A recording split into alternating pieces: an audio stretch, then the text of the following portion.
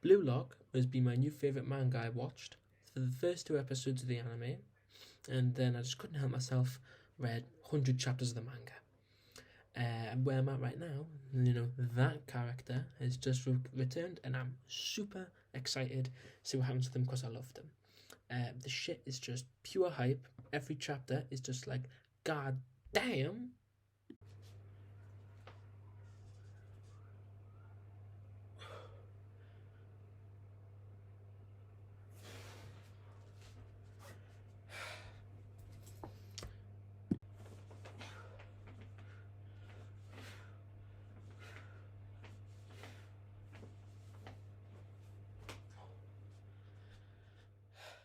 And one of my favourite parts of the manga has been its philosophy for development in skills as an active ego.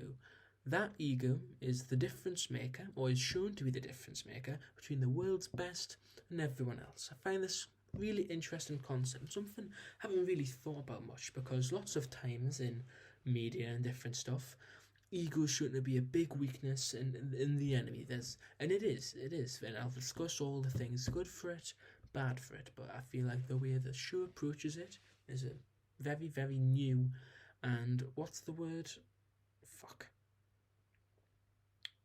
Doesn't matter, it's a very refreshing approach to it.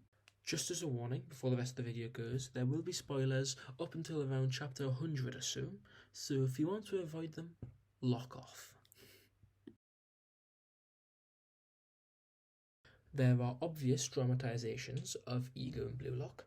In real life, the people who are the biggest pricks aren't always like really skilled at something, but it is seen as something that you can use that like helps you use everything you can for your goal, and it like puts everything of all the input, let's say, you can focus it into what you want. The goat, Barrow, literally steals the ball from his own teammates in order to score his own goals. He takes everything off even like the people who were meant to be on his side, and forces it into his own, like, for himself, basically. It's very selfish. Isagi and Rin and devour each other, stealing players' moves off each other in order for them to score their own goals, and it works even as a teamwork thing when they're trying to always one-up each other. It's quite an interesting relationship. I like that one. The premise of the whole show, basically, is that without the ego and selfishness to win for yourself and take everything you can use it for your goal, you cannot reach the top 1% or the world's best status in whatever skill you want. You'll be stuck in mediocrity with the rest of the people. Firstly, though, I'm just going to establish how ego is shown. The first few chapters do a really good job of establishing this theme through the Nationals qualifiers where Isagi is. He's a little bitch, he doesn't think he can make the shot, doesn't think he's got the skill for it, and he passes it. He does the logical, what most people think would be right, pass it in a teammate in a strategically better position.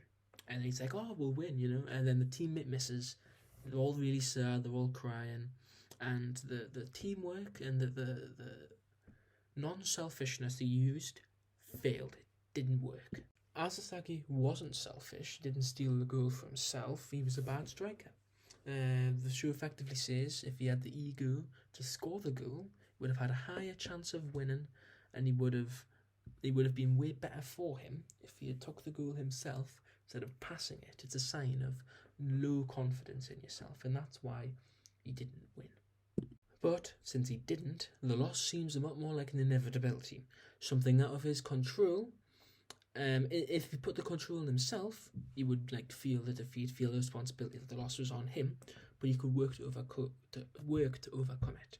And that is a sentiment that comes on a lot more over and over in the series as it goes on. What I have taken away from this show and into my own self-improvement journey, and what I'm suggesting here that everyone else should do, is if you have ambitious, high-aiming goals, you're going to want to be quite selfish.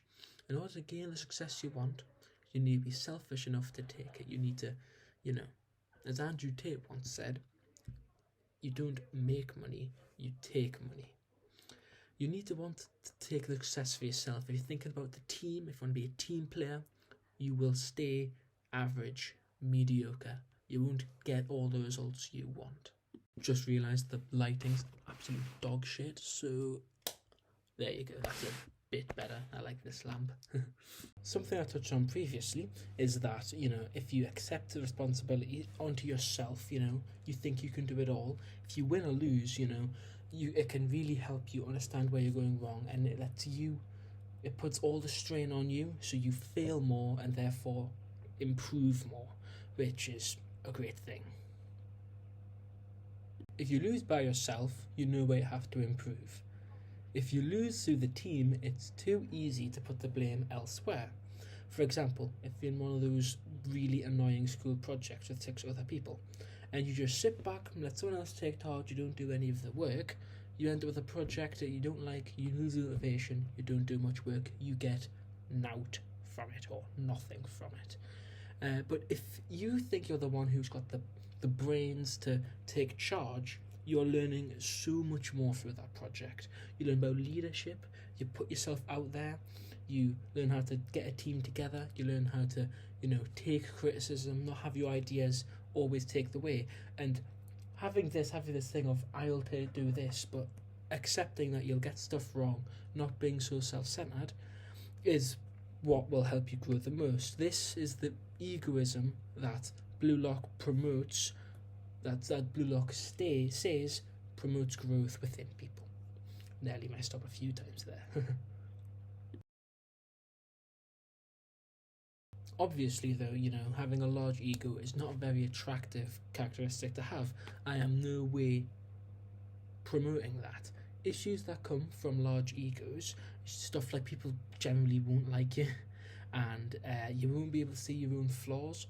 In the manga, for example, all these characters think, all for me, but Isagi always has the ability, at least, to see in himself what he's missing, knows where to go forward, and this really helps against this big weak, and that's really helps. It makes him seem more humble, more like he's more attractive of a person, because he at least understands he's not perfect. You shouldn't blind yourself with your pride, basically. You should use it as a guide to put yourself into positive stressful situations where you put responsibility in yourself. These stressful situations are stuff where it's hard and you're not really uncomfortable, but at the end of it, you're better because of it.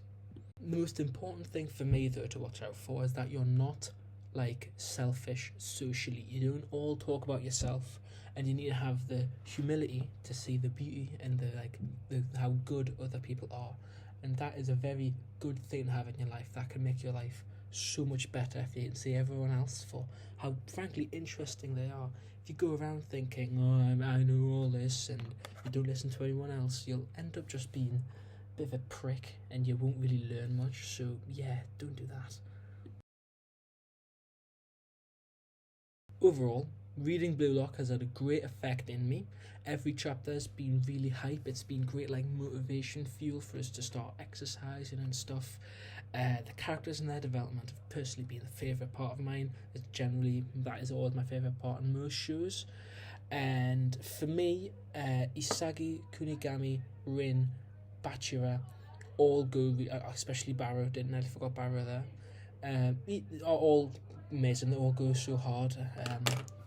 Even characters like Eigo Jinpachi, I'm really interested in him, where he got all of his ideas from, what his backstory's like. Looking forward to seeing that. However, if you're talking about the show, the most important part of action-y, hypey series like this, and you mentioned the art. If the art was lacking, if it didn't have as much kick and it wasn't as kinetic as it was, it wouldn't be as enjoyable. The big scenes wouldn't be that good. Everything's got such a big weight behind it and all. It's just got nice sakugets. Really, really liking it. Big shout out to the fire motif when the characters are in ego flow. That's really good. It signifies so much about the characters, and it really brings when a big character development's coming. Not quite caught up yet, but with the way I've been reading it, I will be soon. Thanks for watching. If you've got anything else you want any of the criticism for us, make the videos any better, anything he wants to cover in the future, or hell, even reading recommendations or whatever you want to see. I'm happy to hear it. Thanks.